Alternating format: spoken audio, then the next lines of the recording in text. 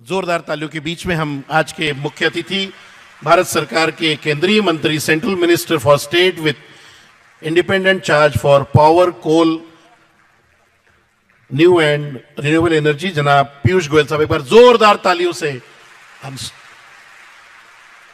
इस प्रोग्राम में पधारे हुए अन्य विशेष अतिथि जनाब जफर सरेशवाला साहब, एक बार मैं जिन जिन का नाम लूं आप सब लोगों से गुजारिश है कि जोरदार तालियों से हम उनका स्वागत करें। जनाब डॉक्टर कलवे सादिक साहब, जनाब मौलाना शमशुद्दीन मोहम्मद साहब, जनाब डॉक्टर रतनलाल हुंगलू साहब, एक बार जोरदार तालियां।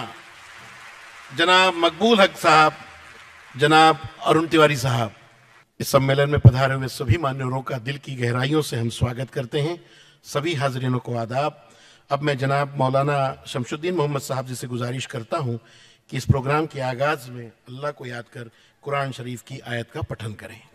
अऊज़ु बिल्लाहि मिनश शैतानिर रजीम। बिस्मिल्लाहिर रहमानिर रहीम।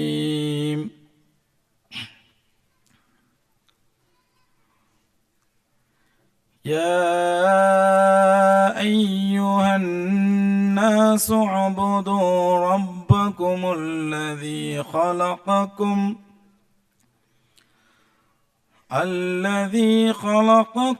वल्लज़ीन मिन क़ब्लिकुम लअल्लकुम तत्तक़ून। الذي جعل لكم الأرض فراشا والسماء بناء وأنزل من السماء ماء فأخرج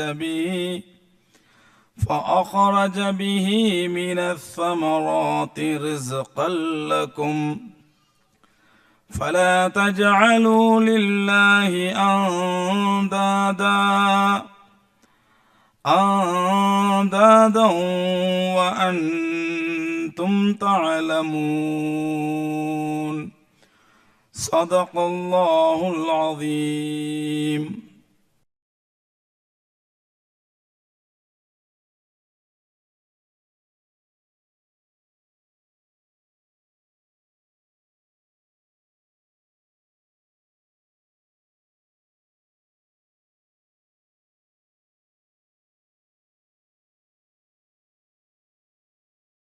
मैं जोरदार तालियों के बीच में जनाब मकबूल हक साहब को यहां पर आमंत्रित करता हूं कि अपनी बात को यहां पर रखें।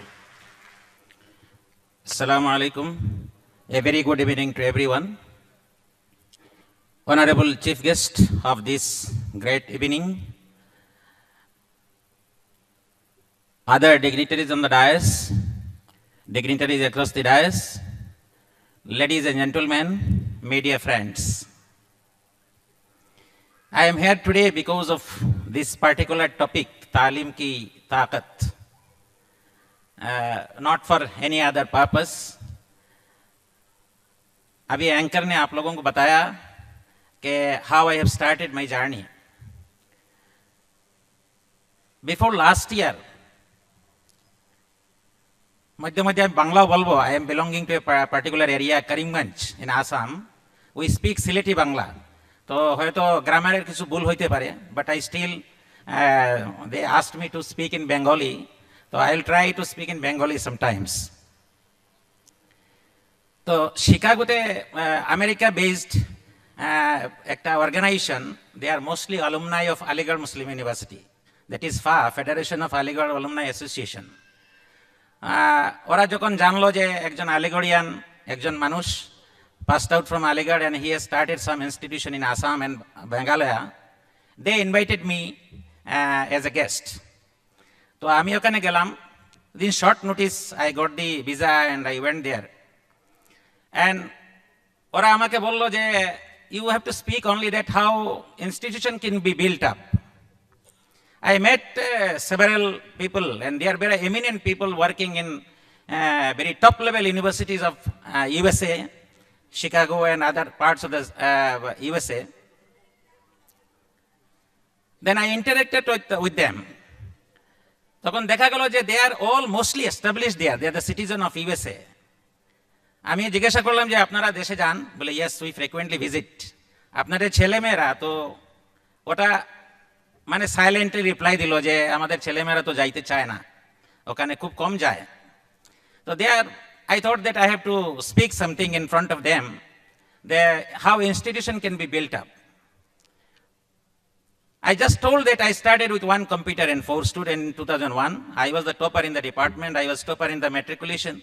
I got a lucrative jobs, but I denied. I went back to Assam. ওই সময় আসাম গভর্নমেন্টে অনেক আমি এনওসি পাইতে অসুবিধা হয়েছে।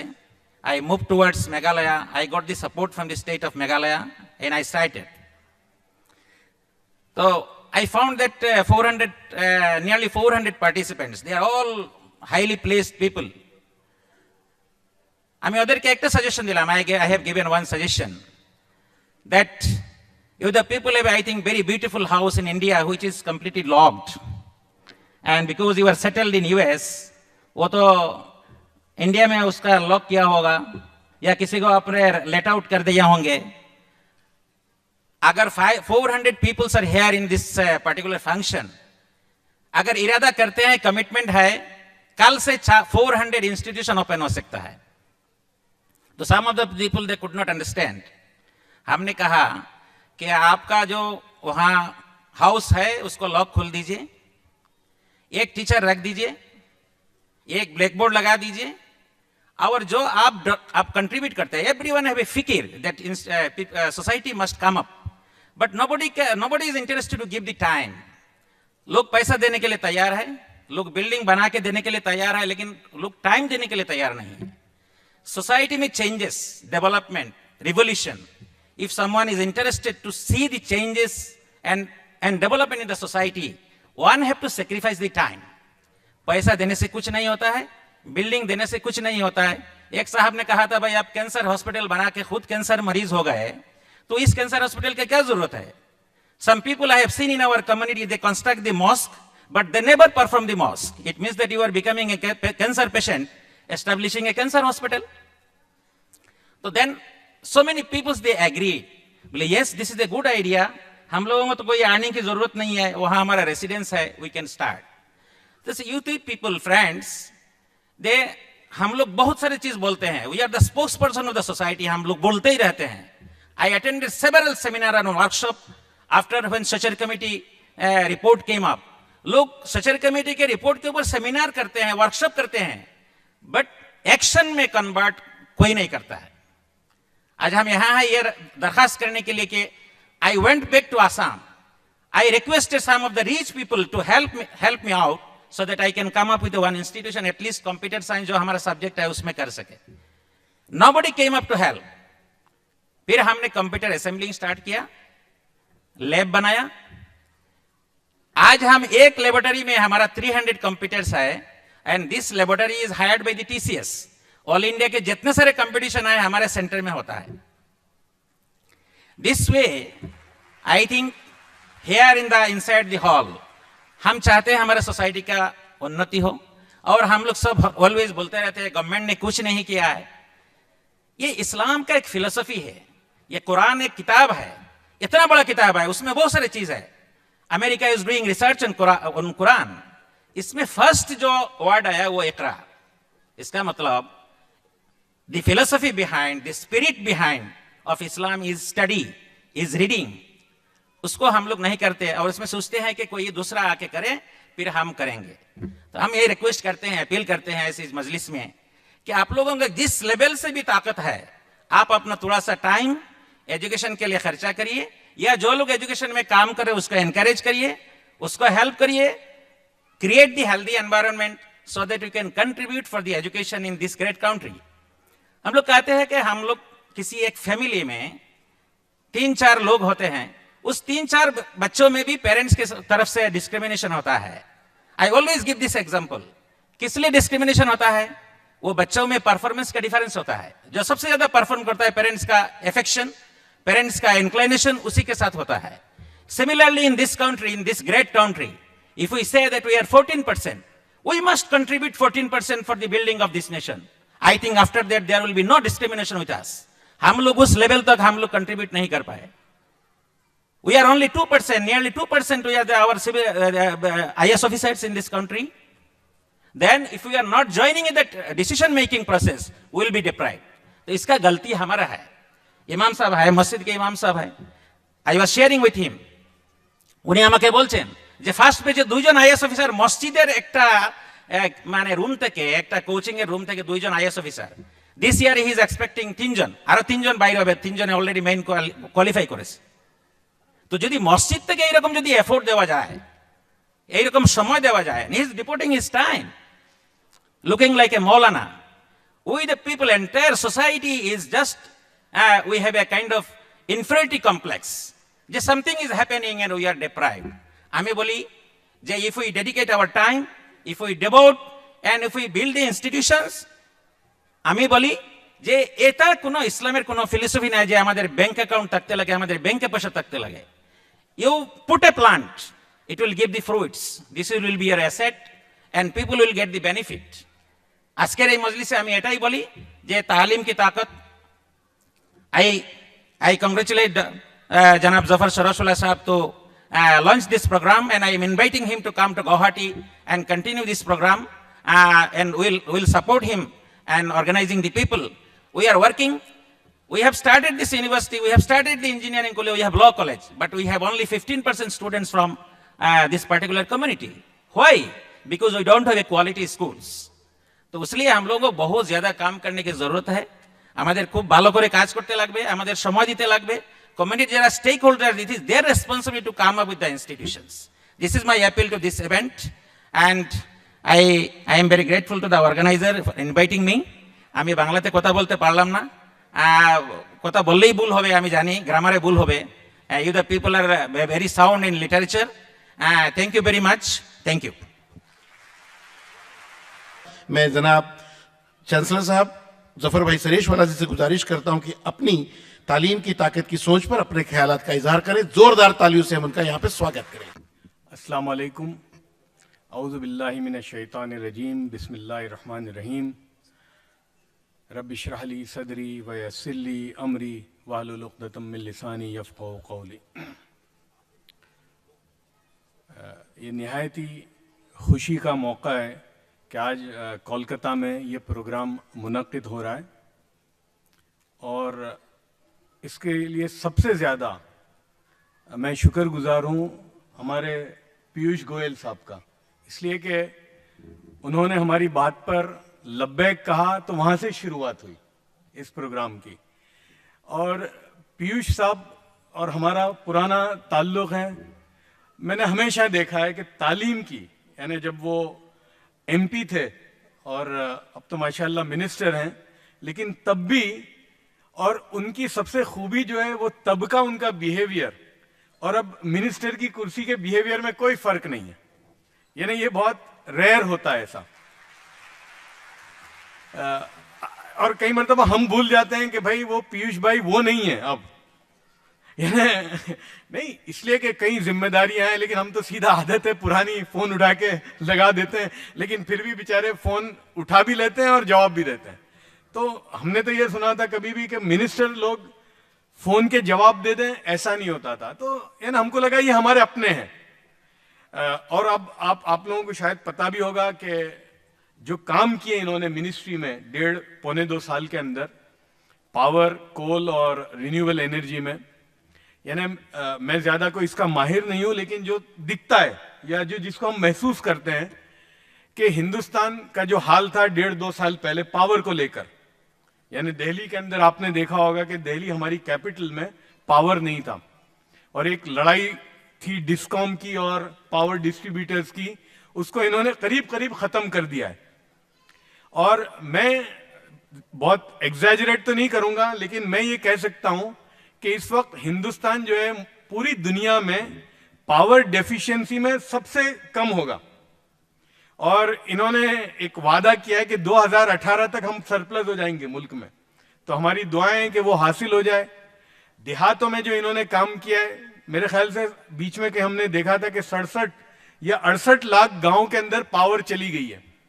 और इनका एक वो है तमन्ना है कि 2018 तक 2.5 करोड़ गांव के अंदर पावर चला जाएगा। तो इंशाल्लाह जिस तरह से ये काम कर रहे हैं और जिस तेजी से कर रहे हैं वो दिन मुश्किल नहीं है।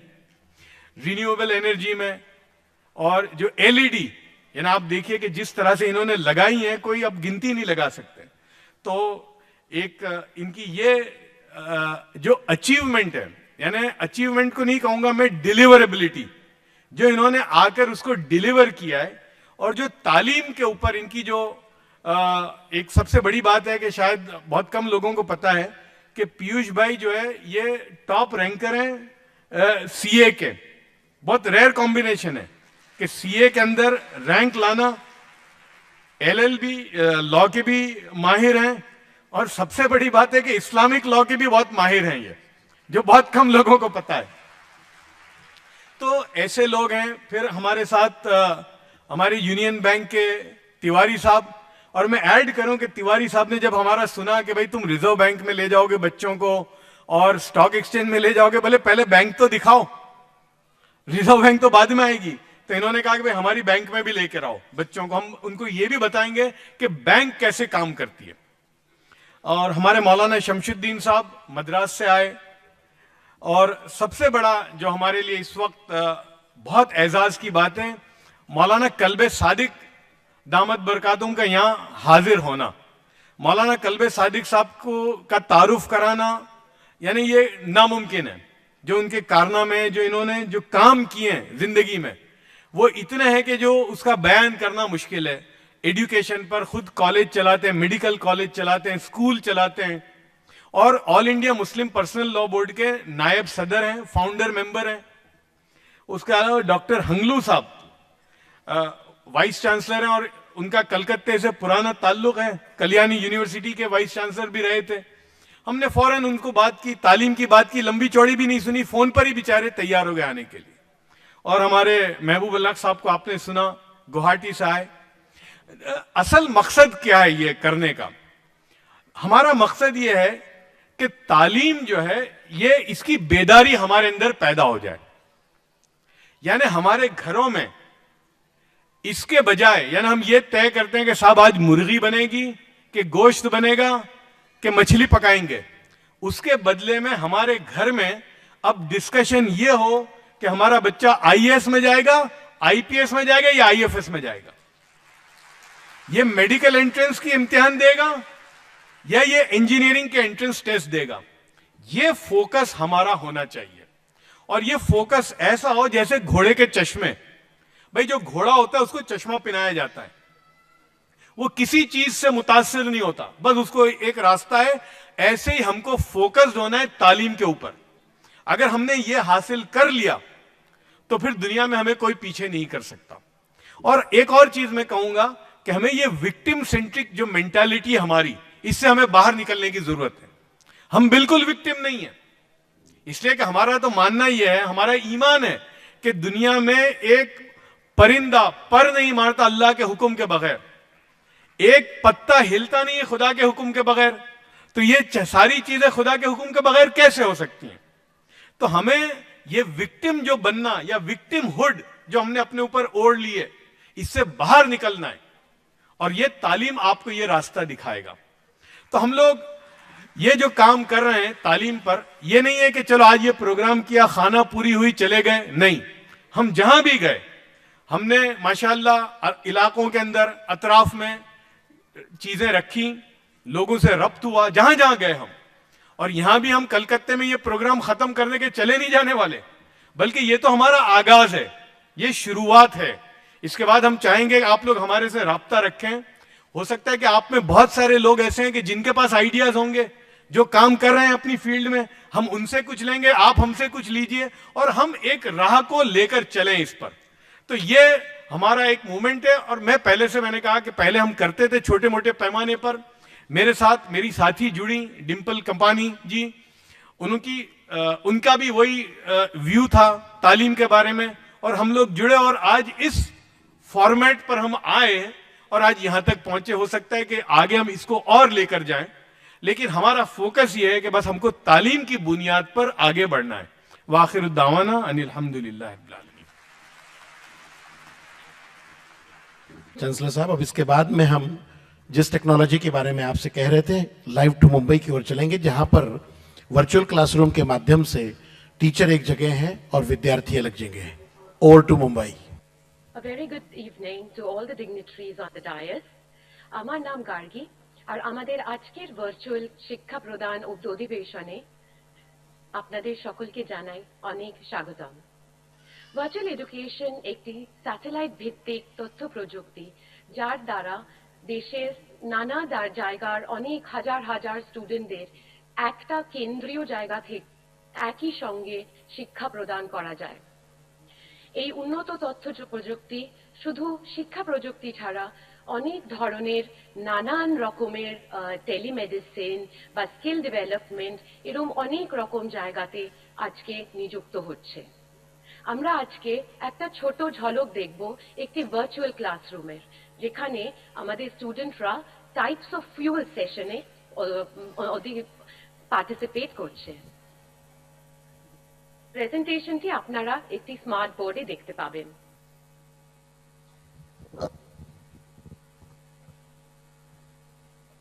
এইটার উপরে যদি কোনো স্টুডেন্টের কোনো কোয়েশ্চেন্স থাকে, will you please ask me now?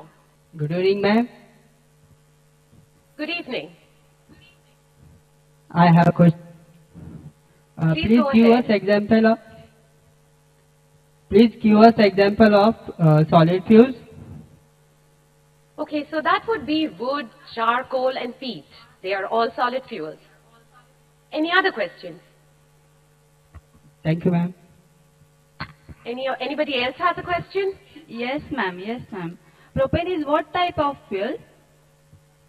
It's actually a gaseous fuel. Does that answer? Anybody else has a question? Thank you, ma'am. You're welcome. Anybody else? Which fuel are liquid fuels? Let's say liquid fuel, you'll find gasoline, you'll find diesel, you'll find kerosene. All of these are liquid fuels. Okay, ma'am. Thank you.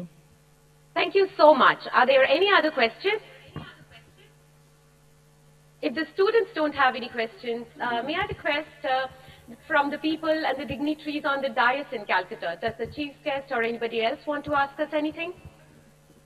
It's wonderful sorry. to see you doing this work to reach education to all sections of society. My compliments to you, madam. It's interesting much. that you chose fuels, and particularly clean fuel, as the subject of your talk to the students today.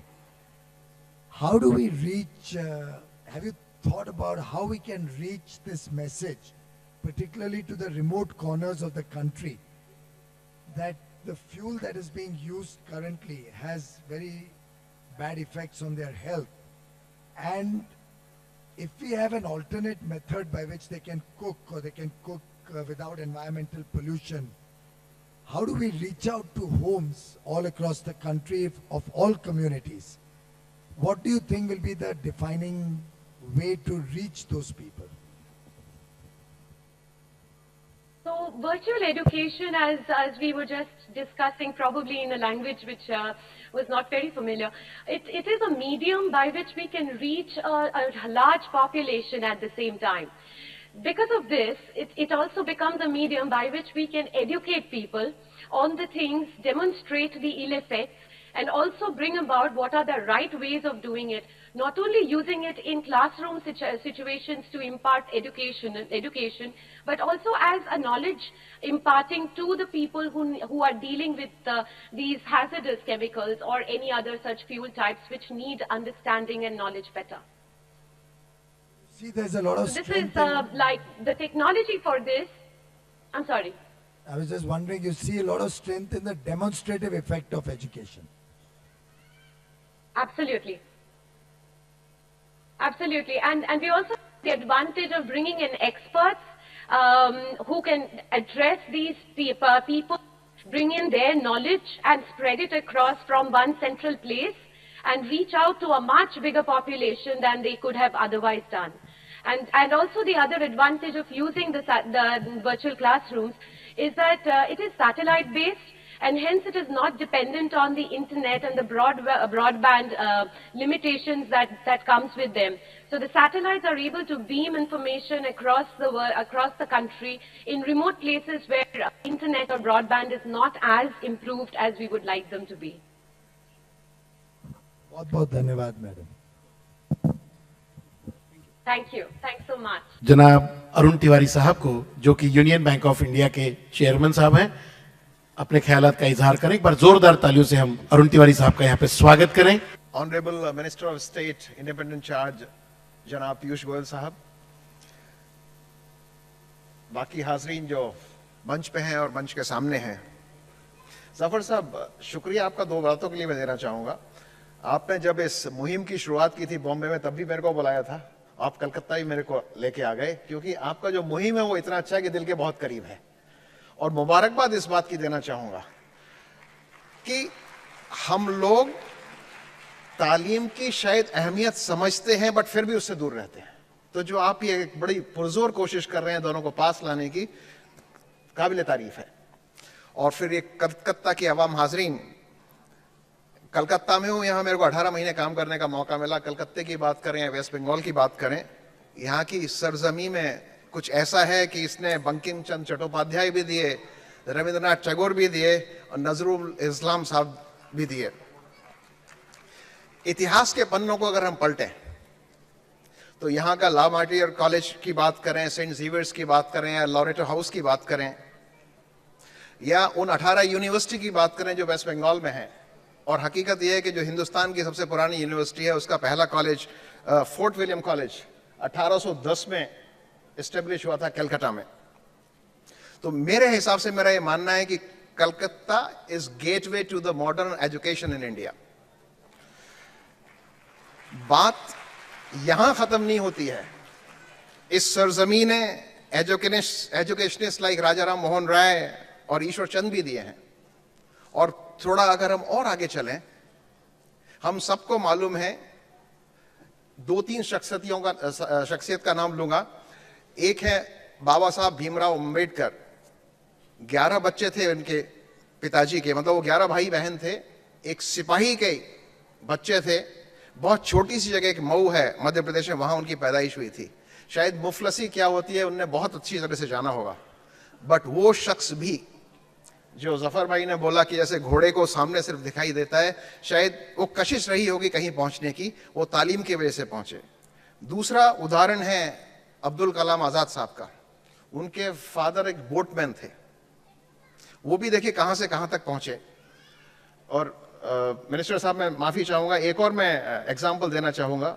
जो चर्चा किसी भी तारतम्य में होती है, but एक चाय बेचने वाले, जो उनके पिताजी भी चाय बेचते थे और जो खुद भी चाय बेचते थे, वो अगर देश का प्रधानमंत्री बनता है तो ये हम सब के लिए गर्व की बात है. मैं सिर्फ ये कहना चाहूंगा कि जो तालीम की ताकत है हम दिल से जानते हैं, उसको झुटलाइए मत. कुल जवाब बात यह है कि अगर तालीम की ताकत हमारे पास है तो हम हर चीज मुकद्दर पे नहीं छोड़ेंगे, मुकद्दर के भरोसे नहीं रहेंगे, बल्कि हम में वो ताकत आएगी कि हम अपना मुकद्दर खुद लिखेंगे. और अगर हम में वो ताकत है तो हमें मजबूती देगी, समाज को मजबूती देगी और देश को मजबूती देगी. और मैं जो तालीम की बात कर रहा हूं, वो खाली उस तालीम की बात नहीं है जो मदरसों, स्कूल और कॉलेजेस में दी जाती है. मैं उस तालीम की भी बात करूंगा जिनको हम वैल्यूज या संस्कार बोलते हैं. उसकी भी उतनी जरूरत है जितनी शिक्षा की जरूरत है. और हकीकत यह है कि अगर हमारे पास ये सब चीजों की तालीम नहीं है तो शायद जिंदगी अधूरी है. और अगर जिंदगी अधूरी है तो ऐसी जिंदगी का फायदा क्या है.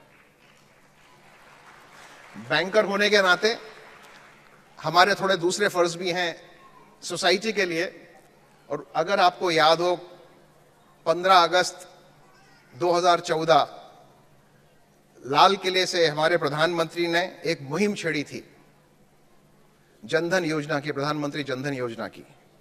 And sir, I am not trying to be politically correct here. As a banker I can realize कि अगर हिंदुस्तान को पहली आजादी 1947 में मिली थी, एक आर्थिक आजादी 1991-92 में मिली थी, तो अगर हिंदुस्तान को जो तीसरी वाकई में आजादी मिली है वो प्रधानमंत्री जनधन योजना के द्वारा मिली है. 15-16 महीने में 20 करोड़ 48 लाख अकाउंटों को खुलना, शायद हमें नहीं मालूम था बैंक वालों को कि हमें इतनी पहुंच है कि हम इतने सारे अकाउंट 15-17 महीने में खोल सकते हैं। और बात यहां खत्म नहीं होती, और असली बात जो है कि इन अकाउंट्स में आज की तारीख में 30,668 करोड़ रुपया जमा है। वो आप सब लोगों का है जिनके हमने खाते खोले। जिंदगी में हमें क्या चाहिए? एक अपनी आइडेंटिटी। सोचिए उस गांव वाले को जो उड़ीसा के किसी दूर गांव में रहता था, जिसने हवाई जहाज नहीं देखा, जिसने रेल नहीं देखी, बट आज उसके पास खाता है, अपनी एक पहचान है। उन खातों में जैसा मैंने बोला 30,668 करोड़ रुपया है। बात और आगे चली, हम जिंदगी में इसके साथ चाहते हैं कि हमारी जिंदगी थोड़ी सिक्योर हो। 2 योजनाएं और आई, प्रधानमंत्री जीवन ज्योति और सुरक्षा बीमा योजना। इसमें भी आज तक 12 करोड़ 48 लाख लोगों को जोड़ा जा चुका है। इसके साथ आया अटल पेंशन योजना। तो मेरा सिर्फ कहना आपसे यह है कि उस एजुकेशन की बात करें, संस्कारों के एजुकेशन की बात करें, लेकिन फाइनेंशियल एजुकेशन की भी बात करें, तभी हमारी जीवन बहुत अच्छी तरह से कट सकेगा।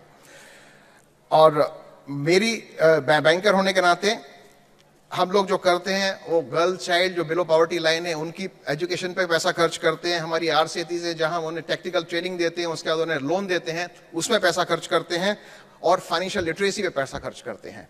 तो इन लफ्जों के साथ कि हम और आपको मालूम है तालीम की ताकत क्या है, हम आज ये अपने आप से वादा करें कि कोई भी बच्चा जो हमारे आसपास या समाज में, सिर्फ सरकार की या बैंकों की जिम्मेवारी नहीं है या स्कूलों की जिम्मेवारी नहीं है, एक समाज का रिस्पॉन्सिबल नागरिक होने के नाते हम सब की जिम्मेवारी है कि वो शिक्षा की बात है, तालीम में मैं सिर्फ शिक्षा की बात नहीं करूंगा, फाइनेंशियल लिटरेसी की बात करूंगा, फाइनेंशियल सक्षमता की बात करूंगा।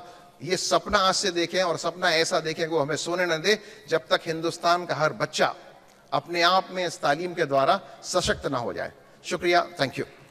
और मैं बड़े आदर के साथ मस्जिद चेन्नई से पधारे हुए हमारी रूहानी ताकत को बढ़ावा देने के लिए मौलाना शमशुद्दीन मोहम्मद जी से गुजारिश करता हूं कि अपने ख्यालात का यहां पर इजहार करें। जोरदार तालियों से इन सभी का हम स्वागत करें।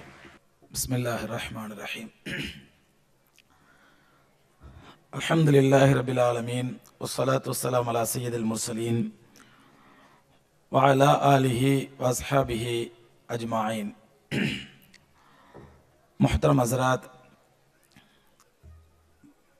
मेरे अजीज़ भाइयों बहनों, अस्सलामु अलैकुम वरहमतुल्लाहि ताला वबरकातुहू। मैं सबसे पहले मेरे अजीज़ भाई ज़फ़र साहब को मैं मुबारकबाद देता हूँ। ये तालीम की ताकत के एक मिशन बना के हर गांव को ले जा रहे हैं। हम बरखुलूस दुआ करते हैं अल्लाह ताला मिशन को कबूल करे और कामयाबी करे इंशाअल्लाह। इसलिए जब ज़फ़र साहब ने ये नोबल ट्रैवल को महाराष्ट्र से शुरू हुआ, वो सफ़र अभी तक कलकत्ता को पहुंची है।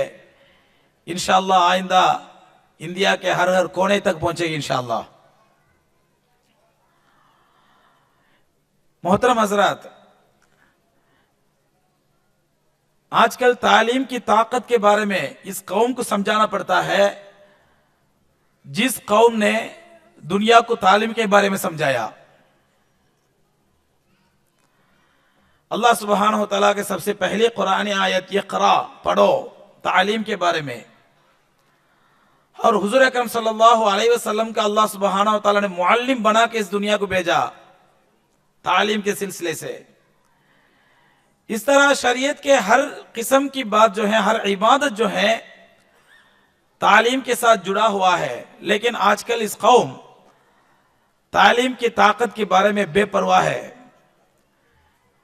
इसलिए मेरे भाई अजीज जफर भाई ने इसको मिशन बना के, एक मकसद बना के कलकत्ता तक अभी पहुंचाए हैं। हजरत, हमारे तालीम गाह, दानिशगाह जो है हमारी मसाजिद हैं। आजकल मसाजिद इसलिए इस्तेमाल किया जाता है जो सिर्फ 2.5 घंटे नमाज के लिए, उसके बाद बंद हो जाता है। और 2.5 घंटे नमाज के लिए जो इस मस्जिद इस्तेमाल किया जाता है, उसको खर्चा किया जाता है करोड़ों का, लाखों का।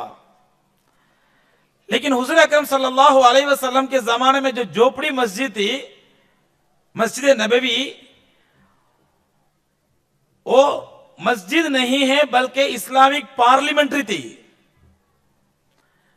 इस्लाम के पूरे सब कुछ का वो मस्जिद के अंदर होता था। ये तालीम का था, दानिश का था, यूनिवर्सिटी था, सब कुछ मस्जिद था।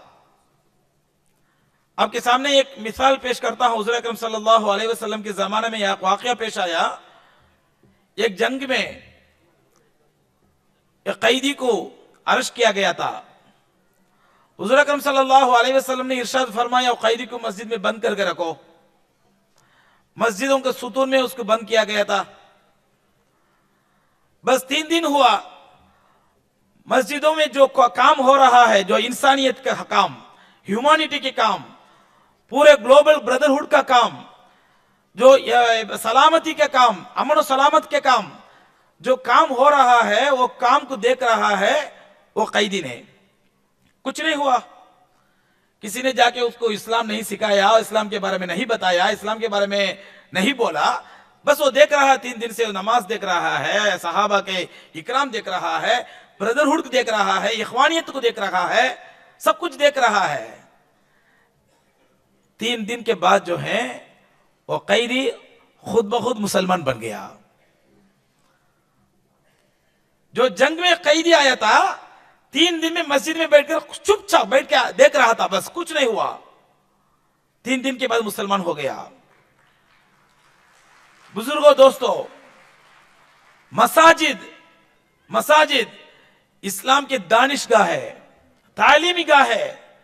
लेकिन आजकल हम लोग मसाजिद को बस इतना ही इस्तेमाल करते हैं, नमाज के अलावा जो कुछ उधर करना हराम है। हमें अपने आप को फतवा लगा के रखे हैं, नमाज के अलावा कुछ नहीं भी होना नहीं चाहिए मस्जिद में, और कुछ भी नहीं होगा हराम हो जाएगा। मैं आपके सामने और एक मिसाल पेश करता हूं। अभी चेन्नई में बहुत बड़ा फ्लड हुआ। आप हजरात सुने होंगे, जानते होंगे, बहुत बड़ा फ्लड हुआ। लाखों लोग एक ही रात के अंदर बेघर हो गए। लाखों लोग, चेन्नई सिटी के अंदर लाखों लोग एक ही रात के अंदर बेघर हो गए, सड़क पे आ गए। अल्हम्दुलिल्लाह, मैंने मक्का मस्जिद के चीफ इमाम हो, इसलिए मैंने पेपर में एक स्टेटमेंट दिया, पूरे पर्चे में आया वो स्टेटमेंट। मस्जिदों को खोलो, मस्जिदों को, लोगों को रिलीफ कैंप बनाओ। अल्हम्दुलिल्लाह, चेन्नई के अंदर 400 मसाजिद के पूरे मसाजिद वो फ्लड के टाइम में रिलीफ कैंप बन गया। रिलीफ कैंप बन गया। रिलीफ किसके लिए? मुसलमान के लिए नहीं है, पूरे लोग के लिए, पूरे इंसान के लिए। इसलिए इस्लाम सिर्फ मुसलमानों के लिए नहीं है, इंसानियत के लिए है। इस्लाम, कुरान मुसलमान के लिए नहीं है, इंसानियत के लिए है। हुजूर पाक सल्लल्लाहु अलैहि वसल्लम मुसलमान के लिए नहीं है, इंसानियत के लिए है। और रहमतुल लिल मुस्लिमीन नहीं कहा अल्लाह सुब्हानहु व तआला, रहमतुल लिल आलमीन फरमाया। रहमतुल लिल आलमीन। कुरान को हुदल लिल मुस्लिमीन नहीं बनाया, हुदल लिल आलमीन। बुजुर्गों, दोस्तों, अल्हम्दुलिल्लाह, आजकल हमारे मक्का मस्जिद चेन्नई में, मस्जिद के इहाते में, मस्जिद के रूफ के अंदर, मस्जिद 4 फ्लोर का मस्जिद है। आजकल हमारे मस्जिद के बारे में जानते हैं, सिर्फ ईद के अलावा कभी भी मस्जिद भर जाता नहीं, सिर्फ ईद की नमाज में भरती है। छोटी छोटी मस्जिद है तो जुम्मा की दिन भरती है, हफ्ते में एक बार 1 घंटे के लिए भरती है, बाकी इसमें पूरा मस्जिद खाली पड़ा है। यही हालत हमारा मक्का मस्जिद का था। हमने सोचा इसको कैसा इस्तेमाल किया जाए। अल्हम्दुलिल्लाह, हमने सबसे पहले एक शरीयत कोड बनाया। हमारे मुसलमान फैमिली के जो मियां बीवी के प्रॉब्लम जो है, कोर्ट के अंदर जाते हैं, वकील के अंदर जाते हैं, उनका पैसा बेकार होता है, उनका वक्त बेकार होता है। मियां बीवी के आपस का लड़ाई हो गई, वो कोर्ट में जाके तरह तरह के सवाल पूछते हैं, वकील ने तरह तरह के ख्याल के सवाल पूछते हैं, तरह तरह के प्रॉब्लम छेड़ते हैं। इसकी वजह से उनको इज्जत लूट जाती है। इसको हमने सोच के एक मैरिज काउंसलिंग सेंटर बनाया। अल्हम्दुलिल्लाह 5 साल के अंदर 1,500 केस फैसला हुआ, मुसलमान फैमिली को केस। हमारा शरीयत काउंसिल से जो फैसला देते हैं, चाहे वो तलाक हो, चाहे खुला हो, चाहे अमिकेबल सेटलमेंट हो, जो भी हो, जो फैसला देते हैं अल्हम्दुलिल्लाह चेन्नई हाई कोर्ट उसको अप्रिशिएट करते हैं। चेन्नई हाई कोर्ट उसको कंफर्म करती है वो जजमेंट को। वो शरीयत कोर्ट एक तरफ चल रहा है और एक तरफ जो है मुसलमान बाइस मुस्लिम और नॉन मुस्लिम दोनों के लिए अल्हम्दुलिल्लाह IAS अकादमी कायम किया। सबसे पहले सिर्फ मुसलमान बच्चों के लिए कायम किया, अब इस साल से नॉन मुस्लिम बच्चों भी उसमें जम गया। अभी अल्हम्दुलिल्लाह 3 साल ही हुआ ये IAS अकादमी। आप हजरत जानते हैं, आप हजरत माशाल्लाह अच्छे जानदार लोग हैं। IAS अकादमी चलाना कोई मामूली चीज नहीं है, कोई प्राइमरी स्कूल, कोई नर्सरी स्कूल नहीं है। जितनी बड़ी मुश्किल है, जितने बड़े उसको फैकल्टी अरेंज करना पड़ता है, जितने उसको लाइब्रेरी में बुक्स अरेंज करना पड़ता है, अल्हम्दुलिल्लाह छोटे मोटे कामों से शुरू करे, अल्लाह के मदद मिला। सबसे पहली बैच में 30 स्टूडेंट्स में 2 स्टूडेंट अल्हम्दुलिल्लाह एक IAS बन गया, एक IFS बन गया। ये हमारी महारत नहीं है, ये हमारे लियाकत नहीं है, ये हमारा अल्लाह की तरफ से मिला हुआ मदद है ये, इसलिए मस्जिद की बरकत है। और उसके बाद उसमें अल्हम्दुलिल्लाह अलग ब्लॉक बना के लेडीज के लिए भी अल्हम्दुलिल्लाह बनाए हैं। अभी 20 लड़कियां IAS के लिए पढ़ रही हैं। इस तरह मस्जिद को बुजुर्गों दोस्तों जिस तरह इस्तेमाल कर सकता है उस तरह इस्तेमाल करो। मस्जिदों को तालीम का बनाओ, दानिश का बढ़ाओ। हम किसी के पास जाके हाथ जोड़ने की, भीख मांगने की जरूरत नहीं है। अल्लाह ताला दिया हुआ हाथ हमारे पास है, अल्लाह ताला दिया हुआ दिमाग हमारे पास है, अल्लाह ताला दिया हुआ हमारा कुरान हदीस हमारे पास है, रहनुमा हमारे पास है। हम क्यों किसी के पास, दूसरे के पास इल्जाम लगाना, ये गवर्नमेंट ये नहीं देती है, वो गवर्नमेंट वो नहीं देती है, वो हम माइनॉरिटी पीपल है, माइनॉरिटी ये नहीं करते, वो नहीं करते, क्यों हमें अपने आप को नीचे दिखाना है? इंशाअल्लाह हिम्मत करेंगे, हिम्मत हौसला अफजाई करेंगे इंशाअल्लाह। हमारे ताकत है, हमारे अल्लाह दिया हुआ ताकत है, तालीम की ताकत ले जाएंगे इंशाअल्लाह। हर गांव, हर घर, हर करिया ले जाएंगे तालीम की ताकत को इंशाअल्लाह आगे बढ़ाएंगे। अल्लाह सुब्हानहू व तआला हम तब सबको कामयाबी अता फरमाए। व आखिर दावाना अल्हम्दुलिल्लाहि रब्बिल आलमीन। अस्सलामु अलैकुम रहमतुल्लाहि तआला व बरकातहू। जनाब डॉक्टर रतनलाल हंगलू जी को यहाँ पर आमंत्रित करता हूँ, जो कि vice chancellor of university of Allahabad से यहाँ पर आए। Very good evening to everybody here. इज्जत माब मिनिस्टर साहब श्री पीयूष गोयल जी, जनाब जफर सरीशवाला साहब, जनाब महबूबुल हक साहब, श्री अरुण तिवारी जी, जनाब मौलाना शमसुद्दीन मोहम्मद साहब, मौलाना कल्बे सादिक साहब, श्रीमती डिम्पल जी और श्री त्रिवेदी जी, मोअज़्ज़ज़ हाज़रीन, भाइयों और बहनों, सब अपनी बात तालीम के बारे में आपके सामने रख चुके हैं। मैं एक बात कहना चाहूँगा कि अंग्रेजी में कहते हैं that every achievement begins with desire. ख्वाहिशात के साथ तमाम अचीवमेंट ज़िंदगी में उभरते हैं, और ख्वाहिशात तब उभरती है जब तालीम आप हासिल करेंगे। चाहे वेद का मुताला करें या कुरान का मुताला करें, दोनों जगहों में लिखा हुआ है, वेद में पहले ही पन्ने पे लिखा हुआ है सवलम पैम पैस दरमस्त्रेते महतो बयात, कि भाई मैं इल्म आपको दे रहा हूं आपकी तमाम प्रॉब्लम दूर करने के लिए। कुरान में लिखा है वलकायजुल मिनल गायज वलफिनन अन्नास, कि भाई अगर जहालत को कंट्रोल किया जाए तो नूर से कर सकते हैं। कई बार वहां नूर इल्म को कहते हैं। हमने देखा है कुरान शरीफ में ठीक ठाक से लिखा गया है कि मुसलमानों, अगर तुमको तालीम हासिल करनी है, अगर चाइना भी जाना पड़े तो वहां भी जाइए। यहां हमारे देश में 60 साल के बाद एक लहर आई है, और उस लहर को वुस्सत दी है हमारे जफर साहब ने, जिसने पूरे दुनिया को दिखाया है कि भाई हम सामान से, बंदूक से, टैंक से दुनिया को नहीं बदल सकते, लेकिन ख्यालों से बदल सकते हैं। और इन तमाम ख्यालातों की रक्षा करना, मुहफ़्फ़िज़ रखना आप सब लोगों का काम है। अगर आप दुनिया को बदलना चाहते हैं, अपनी ज़िंदगी को बदलना चाहते हैं, डिग्निटी से रहना चाहते हैं, अपने हुकूक समझना चाहते हैं, बस एक ही ज़राया हमारे पास है, वो तालीम का ज़राया है। आजकल वो ज़माना नहीं है जबकि 10 कनाल ज़मीन किसी के पास है, 50 एकड़ ज़मीन किसी के पास है, बहुत बड़ा बंगला किसी के पास है, और या किसी मोहल्ले में बहुत बड़ी मस्जिद है। आजकल ये है कि आप कितने पढ़े लिखे हैं, चाहे वो लड़कियां हो चाहे वो लड़की हो। इकोनॉमिक एम्पावरमेंट जिसको हम कहते हैं, वो पहली बार हम देख रहे हैं इंडिया में हो रहा है, जिसको सेंट्रल गवर्नमेंट काफी वुसअत दे रही है। और जफर साहब के आइडियाज से ये पूरी लहर आगे मुकम्मल होगी और इंशाल्लाह कामयाब और कामरान होगी। इस राह पे आप सब लोगों को गामजन होना चाहिए।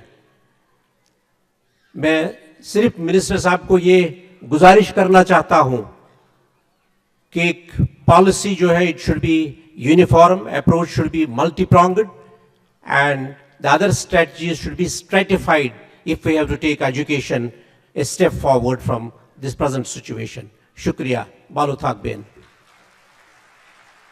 जब तक कौम शिक्षित नहीं होगी तब तक समाज शिक्षित नहीं होगा। इसी मंत्र को लेकर मौलाना जनाब डॉक्टर कल्बे सादिक साहब से गुजारिश करता हूं कि अपने ख्यालात का। बिस्मिल्लाहिर्रहमानिर्रहीम। मैं आपकी खिदमत में आया हूं। मेरा ख़ानदान उलमा का ख़ानदान है। 250 बरस से एक आलिम होता है, एक मौलवी होता है। आलिम वो होता है जो अपने इल्म से लोगों को जोड़ता है, मौलवी वो होता है जो झगड़ा कराता है। इसलिए आपको उलमा की कदर करना है और मौलवियों से दूर भागना है। मैं मेरठ गया था, गर्मी बहुत हो रही थी, तो मेरे एक दोस्त मुझे लेकर एक होटल में चले गए जो एक जैन का होटल था। जैन वो कम्युनिटी है मेरे भाइयों कि जिसमें न कोई जाहिल है, अनपढ़ है, न कोई गरीब है। तो मैंने उस जैन से पूछा कि ये आपने कौन सा चमत्कार किया, जादू किया है कि आपके यहाँ से गुर्बत भी ख़त्म हो गई और जहालत भी ख़त्म हो गई। उन्होंने कहा कि मौलाना हमारे यहाँ जो चीज़ें होना चाहिए वो हैं, जो नहीं होना चाहिए वो नहीं है, सुन लीजिए। मैंने कहा वो क्या चीज़? कहा कि हमको जितने स्कूल और कॉलेज चाहिए हैं वो हमने अपनी कम्युनिटी के लिए बना लिए हैं, और मौलाना साहब हमारे यहाँ पंडित नहीं होते हैं। तो हमने कहा यही हमारी मुसीबत है। हमारे यहाँ मामला उल्टा है, जो नहीं होना चाहिए वो है, जो होना चाहिए वो नहीं है। स्कूल हमारे यहाँ नहीं है, कॉलेज हमारे यहाँ नहीं है, मौलवी हमारे यहाँ भरे में हैं। मौलवी हज़रात जो हैं वो निगेटिव प्रीचिंग करते हैं, लोगों को गलत रास्ता बताते हैं। उलमा हमेशा मिलाते हैं और जोड़ते हैं। मेरे पास 5 मिनट है, मैं वक्त का बहुत पाबंद हूँ। 3 मिनट और रह गए मेरे पास, 3.5 मिनट। देखिए, हमारे रसूल ने फरमाया है कि अक्लमंदी की बात कहीं से भी मिले ले लो। हिंदू के मुंह से मिले ले लो, यहूदी के मुंह से मिले ले लो, किसी के मुंह से मिले ले लो।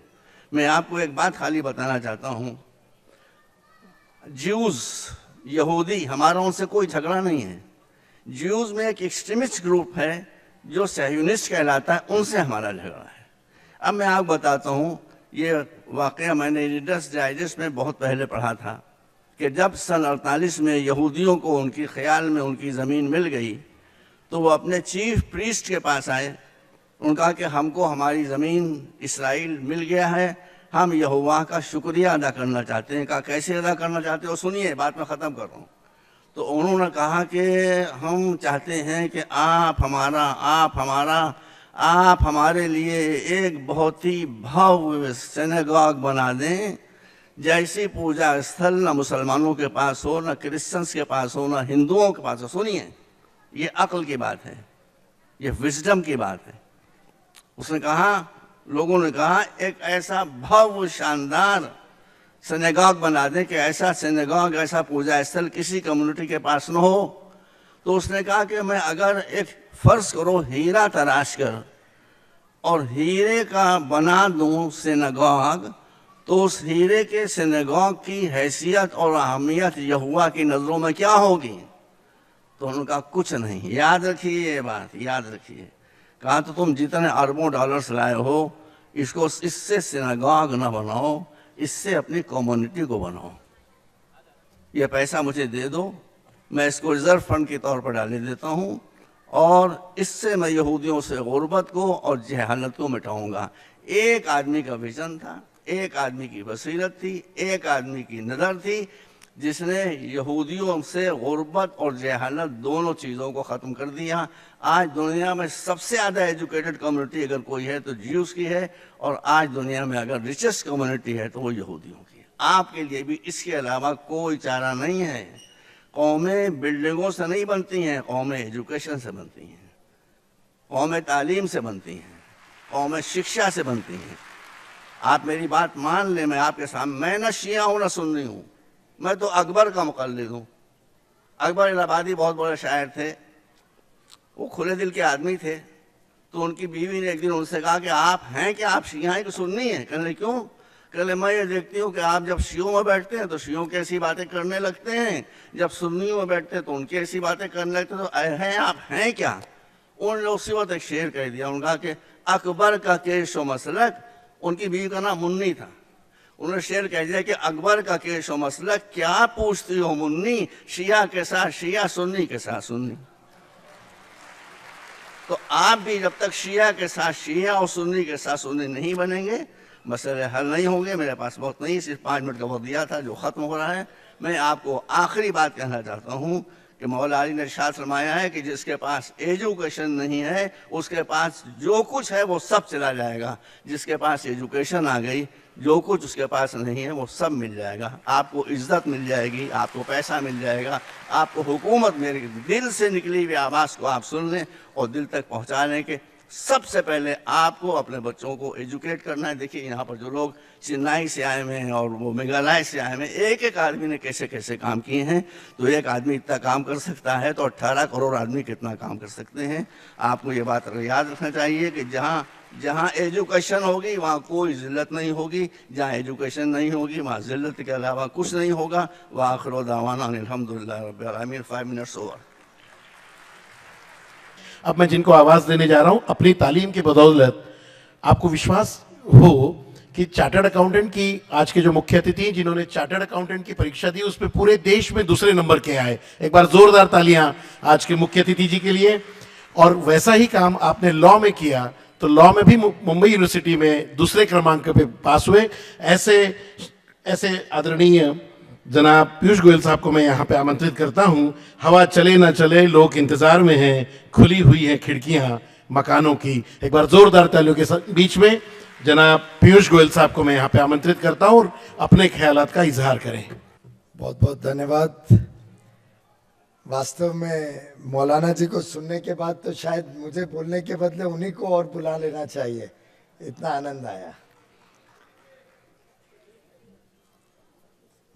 अभी अभी आपने कहा कि मैंने कुरान पढ़ी है, तो बैठे बैठे याद आ गया, तो मैंने जफर भाई की परमिशन ली है कि मैं अगर शुरुआत कर सकूं उस छोटे वाक्य से जो हमने तब सीखा था और जो मेरे मन में ऐसा बैठ गया है कि रोज सुबह जब मैं पूजा करता हूं उसमें मैं वो वाक्य भी साथ में जोड़ता हूं, ला इलाहा इल्लल्लाह मुहम्मदुर रसूलुल्लाह।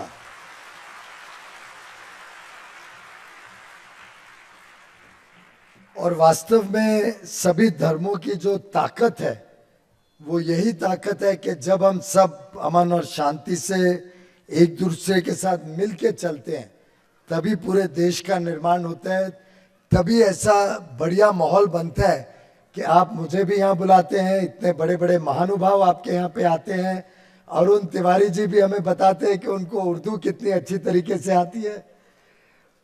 और वास्तव में जब मेरे बड़े भाई, मेरे मित्र और वास्तव में एक ऐसे शख्सियत जिनको मैं बहुत ही इज्जत करता हूँ, जफर सरेशवाला जी जो चांसलर हैं मौलाना आज़ाद नेशनल उर्दू यूनिवर्सिटी हैदराबाद के, जब इन्होंने एक कार्यक्रम की कल्पना रखी तो मुझे 1 मिनट नहीं लगा स्वीकार करने में लेकिन एक जरूर चिंता हुई, मैंने कहा साइंस सिटी का ये ऑडिटोरियम, इसमें मुझे बुलाओगे, कौन आएगा मुझे सुनने यहाँ पे, और किसको आप यहाँ पे इकट्ठा करोगे?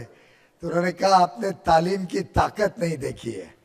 तो वास्तव में आज जफर भाई आपने तालीम की ताकत दिखा दी है और मैं आपको बहुत बहुत बधाई देता हूँ। अभी अभी हम सबको सौभाग्य मिला मौलाना कल्बे सादिक जी को सुनने का। आप वाइस प्रेसिडेंट तो हैं ही all India Muslim personal law board के, लेकिन मैं समझता हूँ एक अंतर्राष्ट्रीय स्तर के विचारक और इस्लामिक धर्म के एक प्रमुख मार्गदर्शक के रूप में जिस प्रकार से आपने पूरे समाज को एक दिशा दिखाई है, हम सब आपके कृतज्ञ रहेंगे।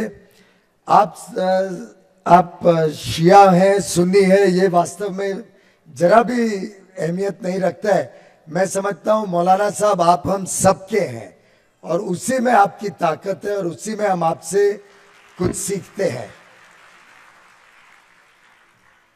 आपने जिस तरीके से लगभग कई दशकों तक समाज को प्रेरणा दी है, समाज को एक दिशा दिखाई है, उसके लिए मैं समझता हूं भारत देश आपको नमन करता है और आप इसी तरीके से समाज में सभी लोग मिलके चलें और साथ ही साथ तालीम की ताकत जो शायद आस्ते आस्ते समाज में पहुंच रही है लेकिन थोड़ी और तेजी लाने की आवश्यकता है, उसमें आपका मार्गदर्शक जफर भाई को हम सबको मिलते रहे, ऐसी मैं भगवान से दुआ मांगता हूं। महबूबुल हक जी ने बहुत ही अच्छी तरीके से अपनी बात यहाँ पे रखी। वास्तव में ये इनका एक परिचय जो रहता है, ये भारत रत्न भारत के राष्ट्रपति अब्दुल कलाम जी का जो काम था उसको जिस प्रकार से आगे करते जा रहे हैं, मैं समझता हूँ आप उनकी किताबों को भी ट्रांसलेट करने में लगे हुए हैं। और मैं आपकी किताबें देख रहा था, अभी आपकी यूनिवर्सिटी के बारे में जो जानकारियां प्राप्त कर रहा था, तो बहुत ही आनंद आया पढ़ के कि किस प्रकार से आपने और आपके काम ने एक तरीके से नॉर्थ ईस्ट, एक तरीके से पूरे नॉर्थ ईस्ट में एक मैसेज भेजा है। और नॉर्थ ईस्ट जो पूर्वांचल इलाके हैं भारत के, वो एक ऐसा हीरा है भारत का जिसको शायद अभी तक बाकी भारत ने पहचाना नहीं है। और आप वहां पे गए, आपने वहां पे इतना काम किया। आपके एडुक्लूजन अवार्ड का भी मैं पढ़ रहा था और बहुत अच्छा लगा ये सुन के कि सिंगापुर जाके आपको सम्मानित किया गया कि आपने एजुकेशन के साथ साथ उसको इंक्लूसिव बनाने का काम किया कि समाज में हर व्यक्ति तक तालीम पहुंचे, एजुकेशन शिक्षा का काम बढ़े। ये खास तौर पे पूर्वांचल में जाके करने का जो आपका काम है, मैं समझता हूँ बहुत ही अहमियत रखता है, बहुत ही इम्पोर्टेंट काम है और आपको हमारी सबकी बहुत बहुत शुभकामनाएं आपके काम में। मौलाना शमशुद्दीन मोहम्मद जी ने तो आज के कार्यक्रम की शुरुआत ही की। मैं समझ नहीं पाया आपने जो कुरान का वर्स सुनाया, मैंने कुरान जरूर पढ़ी है लेकिन वो लॉ कॉलेज में 30 वर्ष पहले पढ़ी थी।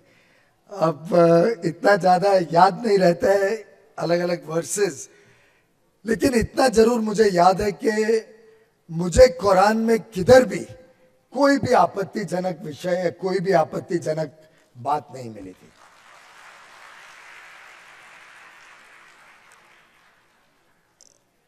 और जब लॉ कॉलेज में हमें सीखने का मौका मिला, तब वास्तव में ध्यान में आया कि भारत में अगर हम सब मिलजुल के रहते हैं, मिलजुल के एक दूसरे को सहायता करते हैं, मिलजुल के दुख सुख में एक दूसरे को कंधा देते हैं, सपोर्ट करते हैं, तो ऐसी कोई ताकत नहीं है विश्व में से कोई आके हमें अगवा नहीं कर सकता, हमारे सही रास्ते को, हमारे रास्ते में बाधा नहीं ला सकता।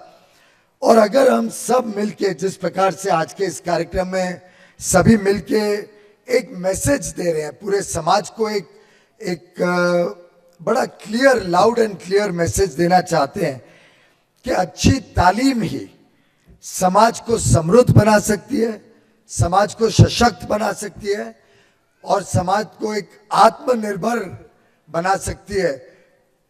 और अगर हम सब अपने अपनी मेहनत से, अपने अपने छोटे छोटे कामों से इस मैसेज को समाज के हर वर्ग तक ले जाएं और उसमें हम सब सफल हो जाएं एक बार, तो मैं समझता हूं भारत को विश्व शक्ति बनने का जो वास्तव में उसका सही स्थान है, एक विश्व गुरु का, विश्व शक्ति का जो भारत का सही स्थान है, उसको हमें हासिल करने में कोई भी कभी रोक नहीं पाएगा। अरुण तिवारी जी मेरे बहुत घनिष्ठ मित्र हैं, मुंबई से आते हैं, हम दोनों ने एक ही बैंक में काम किया है कई वर्षों पहले। और आपकी बातें सुन के मुझे विश्वास हुआ कि वास्तव में अगर कोई भी बच्चा किसी भी धर्म का हो या समाज के किसी भी वर्ग से आए, उसको पढ़ाई, उसको अच्छी तालीम मिलने में जो बैंकों की ताकत है, जो बैंक ऋण दे सकते हैं, एजुकेशन लोन दे सकते हैं, जिस प्रकार से बैंक कौशल विकास में हमारी सहयोग कर सकते हैं, जिस प्रकार से बैंक जो लगभग हर घर तक पहुंचे हैं। आखिर आपने जो 20 करोड़ अकाउंट जनधन योजना में खोले प्रधानमंत्री श्री नरेंद्र मोदी जी के आशीर्वाद से, उन सब घरों तक अगर तालीम की ताकत का मैसेज भी पहुंचाना हो, उन सब घरों तक ये सीख देनी हो कि अगर हम सब अपने बच्चों को अच्छी तरीके से पढ़ा लिखा के एक मौका देते हैं समाज में एक अच्छा व्यक्ति बनने का, तो मैं समझता हूं उससे बड़ा योगदान भारत के बैंकिंग सेक्टर का और कोई नहीं हो सकता है। हम आपसे ये अपेक्षा रखेंगे कि बैंक बहुत अच्छा काम करती है बैंकिंग के क्षेत्र में, लेकिन समाज सुधार में भी आपके जो ब्रांचेस हैं देश भर में फैले हुए हैं, मैं समझता हूँ 1 लाख के ऊपर ब्रांचेस हैं, इसके माध्यम से भी इस मैसेज को हर घर तक पहुंचाना। और मुझे पूरा विश्वास है जब आपने अकाउंट खोले, आपने किसी का धर्म नहीं पूछा, आपने किसी की आमदनी नहीं पूछी, आपने सबको अकाउंट दिया। इसी प्रकार से अगर अच्छी शिक्षा हम सबको दे पाते हैं, और मौलाना हक जी के मैं इस मैगजीन में एक छोटी सी कहानी पढ़ रहा था जो आपने मैंगो ट्री की कहानी लिखी है।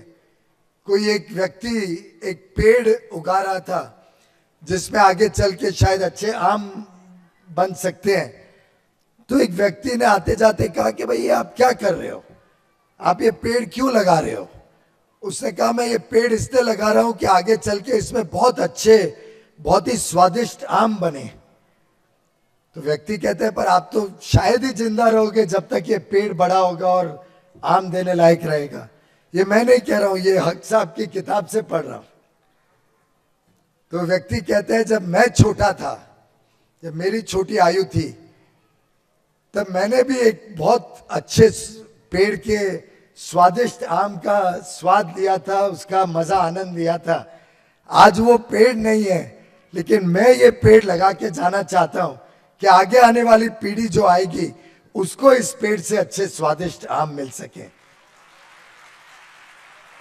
तो मैं समझता हूं कल्बे साहब हो, हक साहब हो, शमशुद्दीन जी हो, जफर भाई हो या प्रोफेसर रतन जी हो, जिन्होंने रतन हंगलू जी हो, जिन्होंने vice chancellor university of Allahabad के भार को संभालने के साथ ही इलाहाबाद में जो अमन शांति, जो एकदम अच्छे सुचारू ढंग से उस यूनिवर्सिटी का कामकाज भी संभाला, इन सभी महानुभावों का अगर एक सपना है, अगर एक इच्छा है, अगर दिल में एक तमन्ना है, तो वो तमन्ना है कि किस प्रकार से इस देश का हर व्यक्ति, हर समाज का अंग, हर धर्म का व्यक्ति कैसे अच्छी तालीम प्राप्त कर सके, कैसे समाज का एक अच्छा अंग बन सके, कैसे समाज में अच्छी अपनी योगदान दे सके, कैसे अपने पैरों पे खड़ा हो, अपनी आमदनी करे, समाज पे बोझ नहीं लेकिन समाज का हीरा बन सके।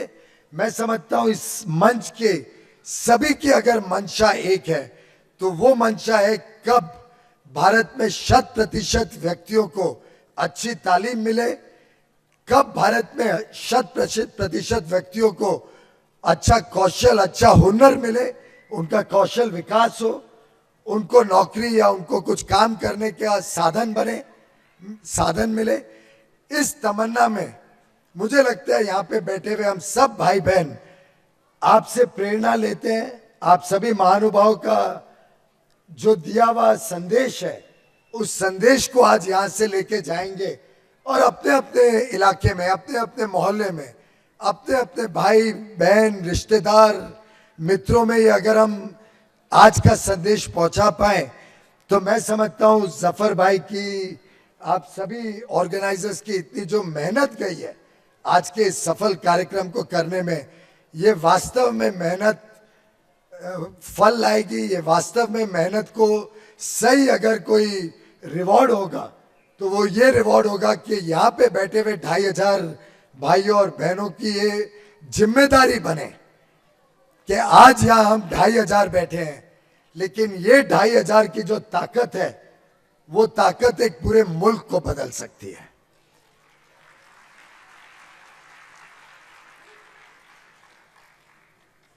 वैसे अगर यहाँ पे बैठे हुए हर एक व्यक्ति के मोबाइल फोन को खोला जाए और उसमें जितने मोबाइल नंबर मिलेंगे उनका आकलन किया जाए तो मैं समझता हूं यहां पे आपके बैठे हुए हमारे सब भाई और बहन मिलके ही शायद 10, 12, 15 लाख लोगों तक पहुंच सकते हैं। सिर्फ अपने मोबाइल फोन को खोल के अगर उस मोबाइल फोन में जितने लोगों के नंबर नाम हैं उन तक भी हम ये संदेश पहुंचा सकते हैं तो शायद 10-15 लाख लोग तक पहुंच सकते हैं और फिर वो चेन रिएक्शन जो डोमिनो इफेक्ट उसका हो सकता है, मैं समझता हूं इस देश में एक परिवर्तन, एक क्रांति ला सकता है। तो मैं आपके तालीम की ताकत को बहुत बहुत शुभेच्छा देता हूं, बहुत बहुत आपको बधाई देता हूं कि आपने इतना अच्छा मंच तैयार किया है। इस मंच के माध्यम से संदेश देश भर में आप दे रहे हैं। आपने बताया आपने ये कई अलग अलग स्थानों पे ये कार्यक्रम कर चुके हैं आप। अगला कार्यक्रम शायद गुवाहाटी में, आसाम में करने की कल्पना है आपकी। इस कार्यक्रम को किस प्रकार से देश भर में पहुंचाया जाए, आखिर मुझे जहां तक याद आता है प्रधानमंत्री जी ने एक बार कहा था कि अगर हर धर्म का जो फोकल पॉइंट है वो अगर नॉलेज बन जाता है, इल्म becomes the focal point of every religion, तो इस देश में से सभी गलत परंपराएं को हम खत्म कर सकते हैं। और क्यों ना हर भाई और बहन के हाथ में एक अपने धर्म की किताब हो, चाहे वो कुरान हो, चाहे गीता हो, चाहे बाइबल हो। एक हाथ में अपने धर्म की किताब हो तो एक हाथ में कंप्यूटर हो, और कंप्यूटर की ताकत से हम अपने दिमाग और अपनी समझ को एक तरीके से आधुनिक बनाए और अपने धर्म की किताब से हम अपनी वैल्यू सिस्टम्स को, हमारी मॉरल वैल्यूज को सुधारें। और अगर ये दोनों की ताकत मिल जाती है, एक धर्म की और एक अच्छे तालीम की, तो मैं समझता हूं जितनी गलत काम इस देश में, इस दुनिया में हो रहे हैं, उन सब का सामना, उस सब के सामने लड़ाई लड़ने की ताकत हम सब में आ जाएगी। पैसा आता है, पैसा जाता है, कभी कोई अमीर होता है, कभी गरीबी देखनी पड़ती है, लेकिन जैसे साइकिल चलाने की अपनी क्षमता कभी कोई व्यक्ति भूलता नहीं। एक बार साइकिल चलाना सीख जाए तो जिंदगी भर साइकिल चला सकता है। वैसे ही अगर तालीम हम अपने छोटे बच्चों को, भाइयों बहनों को अच्छी तालीम देने में सफल हो गए एक बार, तो गरीबी हो, अमीरी हो, नौकरी मिले नहीं मिले, कारोबार चले नहीं चले, लेकिन अपनी जो तालीम की ताकत है उससे व्यक्ति कभी भी समाज में खड़ा रह सकेगा, समाज का एक अच्छा अंग बन सकेगा, समाज में बोझ ना बनते हुए समाज की ताकत बन सकेगा। और मैं समझता हूं इसी प्रकार से अगर आज कई वक्ताओं ने अमन और शांति की भी बात की, मिलजुल के रहने की बात की कैसे अच्छी शिक्षा हर वर्ग तक पहुंच सके, तो मैं समझता हूं जो प्रधानमंत्री जी ने बात रखी थी कि अगर भारत और पाकिस्तान भी, हिंदू और मुसलमान भी, हर धर्म के लोग, हर वर्ग के लोग, हम सब मिलके ये तय कर लें कि हम लड़ाई लड़ेंगे तो हम गरीबी से लड़ाई लड़ेंगे, हम लड़ाई लड़ेंगे तो हम अज्ञात से लड़ाई लड़ेंगे, इग्नोरेंस से लड़ाई लड़ेंगे, हमें लड़ाई लड़नी होगी तो हम बेरोजगारी से लड़ाई लड़ेंगे, हमें लड़ाई लड़नी होगी तो समाज की जो गलत परंपराएं हैं उनसे लड़ाई लड़ेंगे, लेकिन आपस में अमन और शांति के साथ रह के भारतवर्ष को और अच्छे सुचारू ढंग से भारत की विकास और प्रगति का मार्ग बनाएंगे। हम सब मिलजुल के इस देश को और सशक्त बनाएंगे और शक्तिशाली बनाएंगे।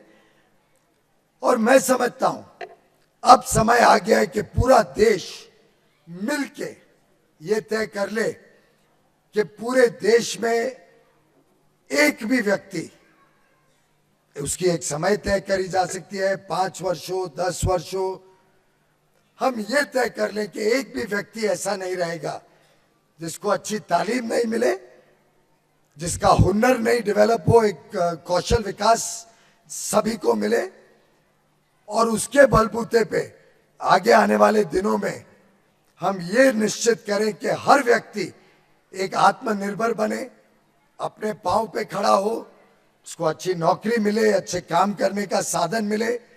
मुद्रा योजना बैंकों ने चलाई है, अरुण जी भी अपने बैंक से देते होंगे ऋण। हर व्यक्ति को मौका मिले कि वो समाज में अपने आप खड़ा हो सके, अपने पांव पे खड़ा हो सके। मुद्रा की बात से एक छोटी बात आखिरी में रख के मैं अपनी बात को विराम दूंगा। मैं जयपुर गया था एक बार सिर्फ रिक्शा पुलर्स के पीड़ा को समझने के लिए, जो साइकिल रिक्शा चलाते हैं ऐसे लोगों की पीड़ा देखने के लिए। हमारे मित्र हैं वहां, वकील हैं, उन्होंने मुझे जयपुर बुलाया था। वॉल्ड सिटी के बाहर स्टेशन के नजदीक कुछ रिक्शा चलाते हुए लोगों को मैं मिलके बातचीत करनी शुरू करी।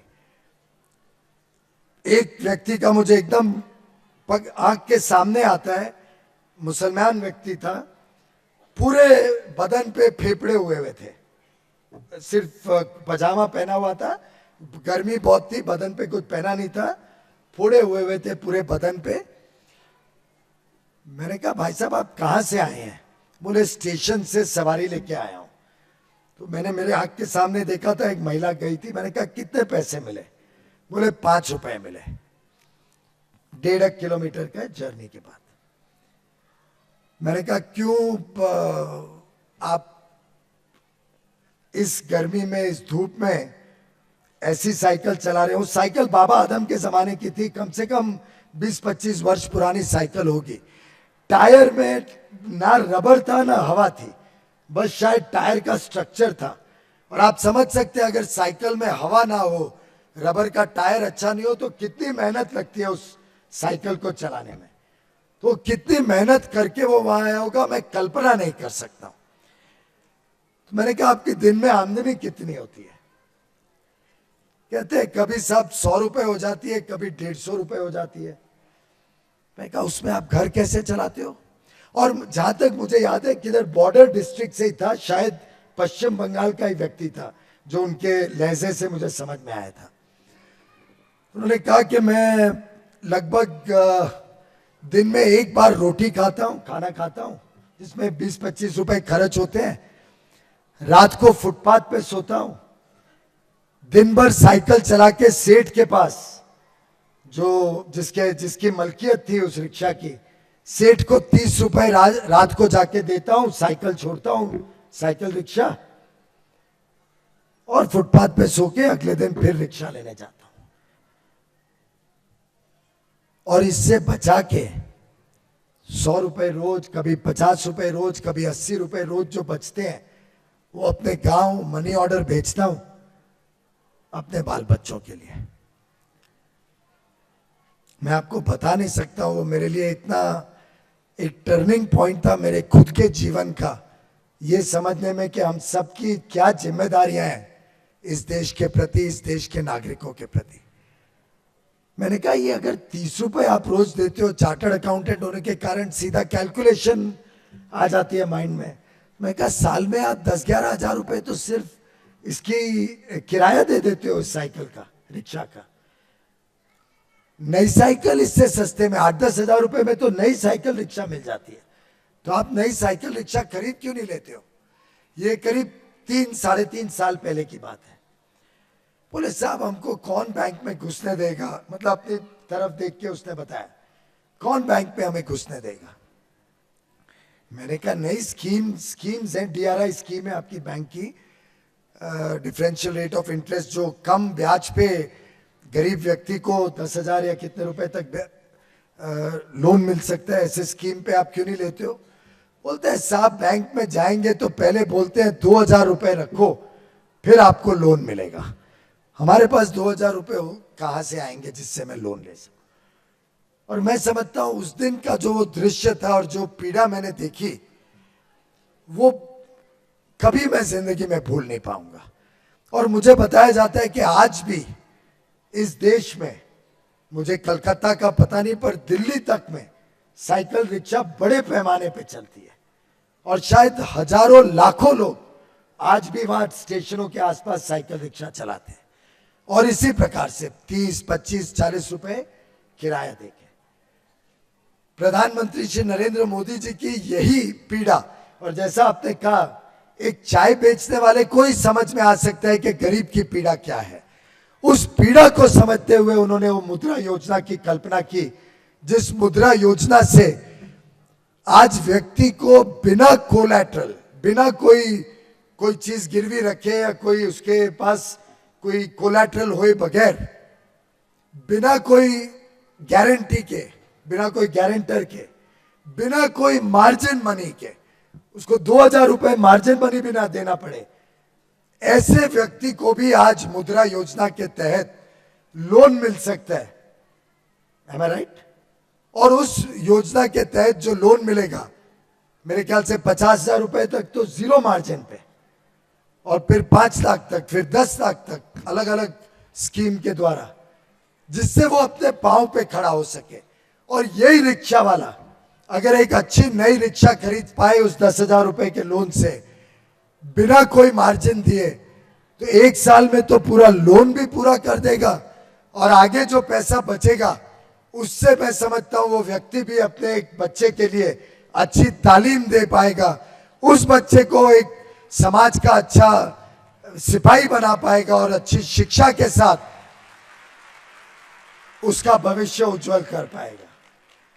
तो मैं समझता हूं सबकी जिम्मेदारी है, जिसके पास साधन की कमी है वो साधन जुटाने में हमारे पास आए, जफर भाई जैसी संस्थाओं के पास आए, बैंकों से ऋण मिल सकता है, कई अच्छे गुरुकुल हैं, कई अच्छे मदरसे हैं जहां पे पढ़ाई हो सकती है।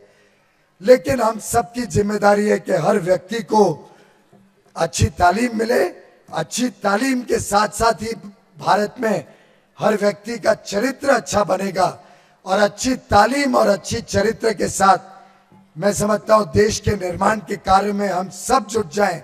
यही अपेक्षा, यही आशा के साथ मैं आप सबसे विदा लेता हूं। बहुत बहुत धन्यवाद। बहुत बहुत शुक्रिया जनाब पीयूष गोयल साहब। अब इसके बाद में वोट ऑफ थैंक्स के लिए मैं स्वयं ही आप सबके सम्मुख खड़ा हूं। मैं आदरणीय मंत्री महोदय जी का एक बार फिर से धन्यवाद ज्ञापित करता हूं कि तालीम की ताकत के इस कार्यक्रम में अपना समय निकालकर यहां पर उपस्थित हुए। आप सभी से गुजारिश करूंगा एक बार जोरदार तालियां हमारे आज के मुख्य अतिथि के लिए, और एक ही लाइन में आज के इन सारे विशेष अतिथियों के लिए भी एक जोरदार तालियों से हम आप यहां पर समापन करें।